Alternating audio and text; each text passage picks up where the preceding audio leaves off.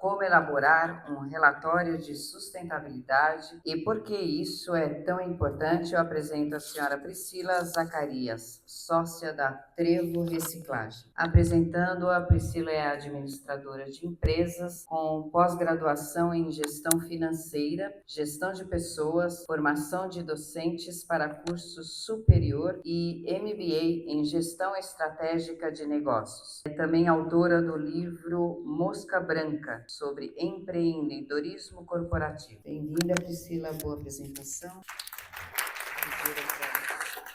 Bom dia a todos. Vocês sabiam que para cada tonelada de plástico reciclado são evitadas cerca de 1,5 a 3 toneladas de emissão de CO2? E que essas e outras ações que são inerentes ao nosso mercado têm muito valor para os nossos stakeholders e ainda que podem ser poderosos argumentos de venda, ferramentas de posicionamento de marca, atrativos para contratar e reter talentos, diferenciais competitivos, formas de conectar novas parcerias e clientes, representar reduções nos custos de despesas e diminuir taxa de juros para tomada de crédito. Eu sou a Priscila Zacarias, sou sócia e CEO da Trevo Reciclagem. Esse é o Adilson Velasco, que me acompanha aqui, sócio também e CVO da Trevo. A Trevo produz cerca de 600 toneladas de PCR, de flake de PCR, PP e PAD mês. E nós fazemos isso contando aí com as certificações ISO 9001, Senaplast e o Certplast. Mas o nosso verdadeiro orgulho é realizar essa produção de maneira sustentável, praticando o capitalismo responsável. Nós somos também signatários do Pacto Global da ONU. Participamos da COP28 em Dubai o ano passado, em 2 painéis, onde a gente defendeu a reciclagem de PCR como um importante agente da mitigação aí dos riscos das ações climáticas. E eu estou aqui hoje para compartilhar com vocês que nós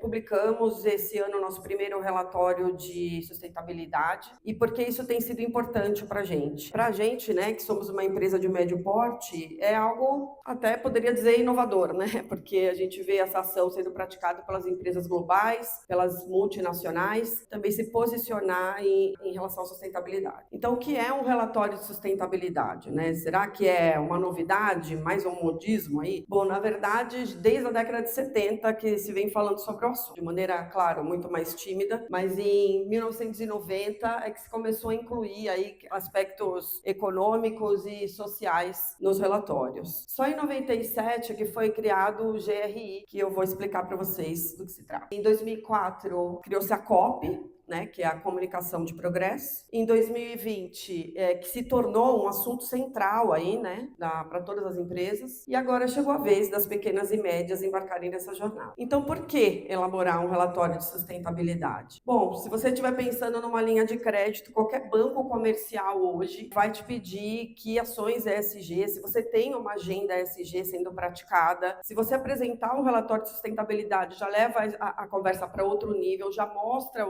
a sua maturidade em ESG e você pode acessar linhas de crédito verde ou, de repente, dependendo do projeto, se enquadrar num FINEP ou outras linhas que são super importantes para impulsionar nossos negócios. Hoje se fala também em emprego verde, não sei se vocês já ouviram falar, mas principalmente as novas gerações, elas estão interessadas em trabalhar em empresas que tenham um compromisso sustentável, que tenham uma agenda ESG, que se importam com o meio ambiente. Isso é bastante decisivo, né, para aceitar propostas e reter bons talentos. A reputação da empresa, indiscutivelmente, sobretudo agora na era digital, né, com o advento das redes sociais, então, qualquer pênalti aí da empresa pode significar um cancelamento de uma linha de produtos, de uma marca, quem sabe até de uma empresa. Então, se posicionar mostrando através do relatório, você tem ações, né, que demonstrem a sua reputação é super importante. Pressão de investidores, né, por que os bancos estão interessados em fornecer linha de crédito desde que você tenha uma agenda ESG? Que a pressão começou lá em cima, né? A ONU pressionou os grandes investidores globais, que pressionou as empresas globais, que pressionou as multinacionais, que impulsiona a sua cadeia de valor, que são as pequenas e médias empresas. Então, cada um vai solicitando para a sua cadeia responsabilidades com os seus funcionários, com o meio ambiente, com a governança. Então, existe uma pressão muito grande. E a pressão da própria sociedade e clientes, né? Empresas que, aliás, consumidores hoje estão cada vez mais interessados em saber a origem da matéria-prima, se aquele produto foi testado em animais, se você está poluindo o meio ambiente. E ainda redução de de custos, né? Tudo isso leva à redução de custos. Então, como que a gente reduz custos se eu tenho que investir em ações ESG? Bom, se você investe na sua equipe, na formação da sua equipe, você melhora o ambiente de trabalho dela, a tendência é que ela se torne uma equipe mais produtiva. E se você está com mais produtividade, provavelmente você vai reduzir o seu custo. A mesma coisa se você embarca nessa jornada, você começa a fazer seu inventário de emissões de CO2. Então, você vai trabalhar na sua eficiência energética. Ela tem a capa aí da sustentabilidade, mas no final das contas tem um cunho econômico. Se você vai fazer um projeto de eficiência energética, você vai reduzir custo. E se você pensar em cada coisa, tanto ambiental, social e de governança, o objetivo é sempre a redução de custo. Um relatório de sustentabilidade. Bom, hoje a maioria das empresas elas contratam consultorias especializadas, algumas de custo elevadíssimo, inclusive, mas você pode também começar a fazer o relatório internamente, dependendo do porte da empresa, do nível de maturidade que ela se encontra. É muito melhor você fazer algo que seja ainda que mais caseiro ou mais fazer, né, do que não fazer nada. Então, você pode começar conhecendo os padrões internacionais de relatório, que existem 5 ou 6, se eu não me engano, mas eu trouxe 2 aqui que são os mais conhecidos. Um é o GRI, que ele tem como característica ter mais flexibilidade nos temas, né, podendo enquadrar a sua empresa dentro daquilo que das matrizes de materialidade que você mais aplica. E tem o ISSB, que é uma coisa mais engessada, tem um foco em riscos, em oportunidades e trata de temas mais fechados, como o clima, biodiversidade e direitos humanos. Nós optamos por trabalhar no GRI e eu vou mostrar como iniciar essa jornada. Então, as normas do GRI é uma consulta pública, você dá um Google ali, GRI, você tem acesso às normas e eles têm um sumário ali completo sobre tudo que deve conter no seu relatório. Existem algumas normas ali que você precisa comunicar ao GRI, que você fez esse relatório, ou mandar para eles, tem que constar que segue os padrões GRI, enfim, tem uma série de medidas a serem tomadas ali, mas você pode reunir uma equipe disciplinar, contar com consultores completa ou não completamente, mas quem vai responder todas as perguntas é você, né? E a riqueza está justamente nessa jornada, né? E não na publicação do relatório, porque a gente conhece a empresa num grau que você descobre que, poxa, eu não estava tão inteirado no meu negócio assim, né, antes de iniciar essa jornada. Então, dentro das normas do GRI, tem todas as diretrizes, tudo que você precisa fazer para a construção do relatório. Outra dica interessante é você consultar empresas do seu segmento que já publicam nos sites os seus relatórios de sustentabilidade, ver o que eles estão falando, como eles desenvolveram as suas matrizes de materialidade, que KPIs eles estão usando. Isso é bem interessante porque ajuda a guiar na construção. Mais outra coisa que eu destaquei é você entender qual é o objetivo da construção do seu relatório. Então, você quer se mostrar mais transparente, quer mostrar a responsabilidade da empresa,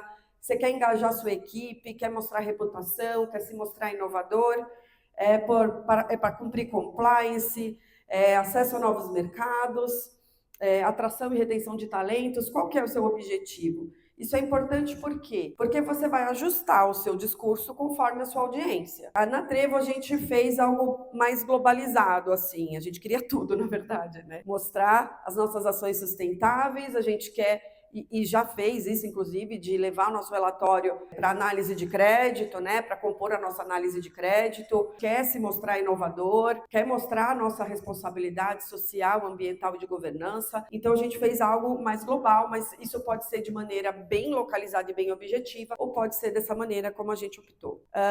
Outros objetivos que podem compor aqui o nosso segmento é redução do impacto ambiental, promoção de economia circular, desenvolvimento de produtos sustentáveis, melhoria nas condições de trabalho, fortalecimento das relações com a comunidade, transparência na cadeia de abastecimento. E eu vou mostrar para vocês também quais são os KPIs que a gente entendeu como importante para a gente, tá? Isso é muito pessoal, tá? De empresa para empresa, mas os KPIs, que são os indicadores-chave de desempenho, eles servem ali para medir aquilo que você coletou de dados nessa primeira vez, o que aconteceu, por exemplo, no ano de 2024 ou de 2023, aí o que vai acontecer esse ano e o que aconteceu ano que vem, e você conseguir ter uma medida de se as ações que você vem praticando estão realmente gerando resultado, o que precisa ser melhorado, se deve investir em novos projetos. A gente separou, né, em dimensão ambiental, social, econômica e cadeia de valor. Na dimensão ambiental, eu coloquei ali como KPIs importantes o consumo de energia, consumo de água, geração de resíduos, emissões de gases de efeito estufa, taxa de reciclagem e taxa de utilização de materiais reciclados. Então, para a gente, que é uma reciclagem de PCR,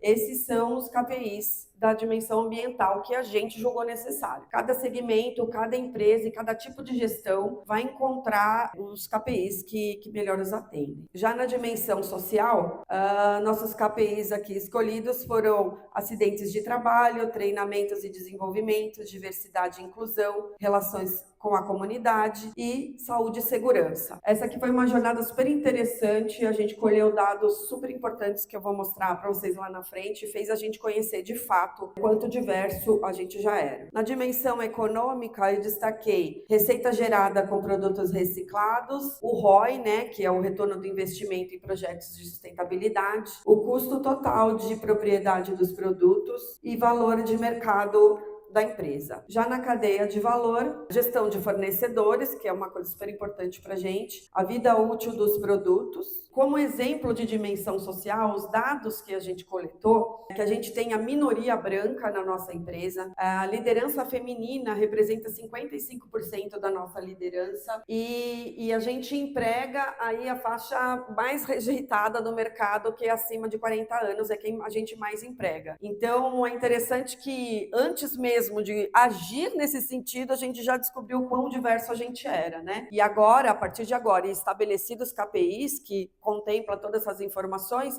a gente vai fazer isso com mais a intencionalidade ainda, né? Nós percebemos, por exemplo, recentemente, que uma pessoa que compõe a nossa equipe, ela se acidentou, está usando muletas, e a gente falou, caramba, a gente não tem uma acessibilidade aqui. Então, já é um projeto para a gente colocar alguma acessibilidade dentro da empresa. E poder receber também, né, ter colaboradores nessas condições.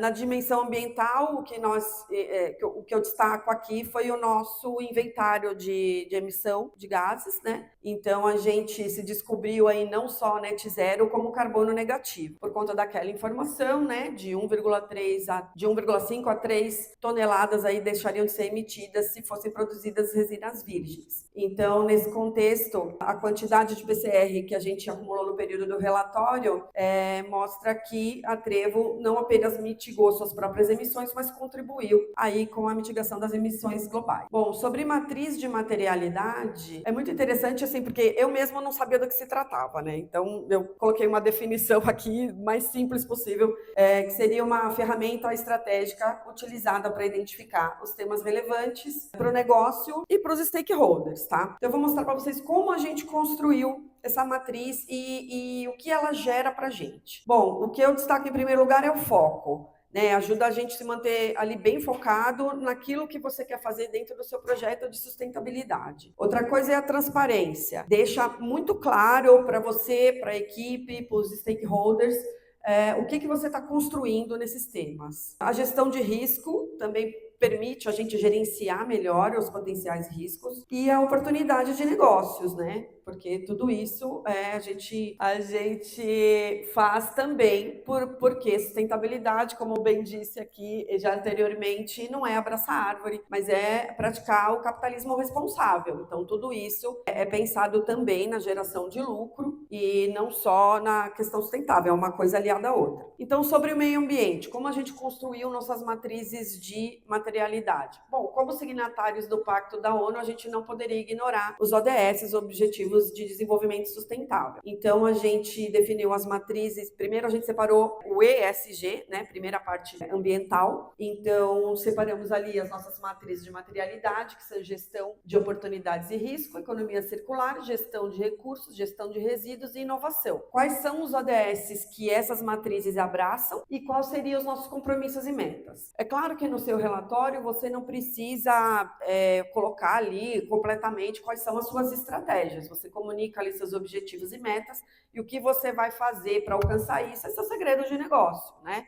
pode compor o seu segredo de negócio. Então, não tem necessidade de demonstrar todas as suas estratégias, mas comunicar claramente quais são os seus compromissos e metas. Isso é super importante. Então, no âmbito social, também ali quais são as nossas matrizes, nossos compromissos e que ODSs eles abraçam. E o mesmo sobre a governança. Então, essa construção da matriz de materialidade, ela funciona como um guia para a gente, porque tudo o que a gente faz em relação aos nossos projetos sustentáveis ou sobre a nossa agenda ESG, elas têm que estar de acordo com as nossas matrizes e tem que gerar dados para alimentar os nossos KPIs, para que a gente possa ter controle sobre o que a gente está fazendo e o que isso está gerando. Bom, as vantagens de publicar um relatório de sustentabilidade para a sociedade: promove a transparência e responsabilidade, fortalece o relacionamento com a comunidade, educa a sociedade sobre práticas sustentáveis, destaca os esforços de inclusão social. Para o meio ambiente, incentiva a redução de impactos ambientais, fornece transparência sobre gestão ambiental, estimula a inovação em práticas sustentáveis, responsabiliza as empresas por suas ações e, para as empresas, melhora a reputação e a imagem da marca, atrai e retém talentos, garante vantagem competitiva, reduz riscos e melhora a eficiência operacional e facilita o acesso a capital e assegura a conformidade com as regulamentações. Eu digo que o importante na construção aí desse relatório não são os números que serão gerados, é aquilo que você vai apresentar, mas a jornada mesmo, de olhar para dentro do negócio, de conhecer a sua empresa, de ver o quanto você pode melhorar, né, nesses 3 âmbitos, social, governança ou ambiental, conhecer tudo que você já faz de bom. E isso é super importante porque tem tanta coisa que a gente já faz que é muito legal e a gente não comunica, né? E isso, como eu falei anteriormente, pode ser argumento de venda, pode ser uma coisa super importante para o seu cliente. Aliás, a gente, por exemplo, ser carbono negativo é importante para o nosso cliente, porque isso ajuda a mitigar a emissão dele, né? Então, é uma conta que depende da outra. E a gente já está numa posição menos privilegiada, né? Eu não vou conseguir comprar PCR, a gente não consegue nem que as pessoas estejam preocupadas com o lado social, né? Que esteja totalmente legal, muitas vezes, né? A empresa muito compra de cooperativa ou direto de catador, enfim, a gente não consegue se apropriar de algo que eles estejam fazendo de bom, que isso já ajude a mitigar os nossos possíveis pênaltis, né? Mas a gente consegue gerar isso para o nosso cliente, a gente gera valor. Então, a gente gera um argumento de venda e N outras razões que tornam interessantes a construção desse relatório e o engajamento nessa jornada.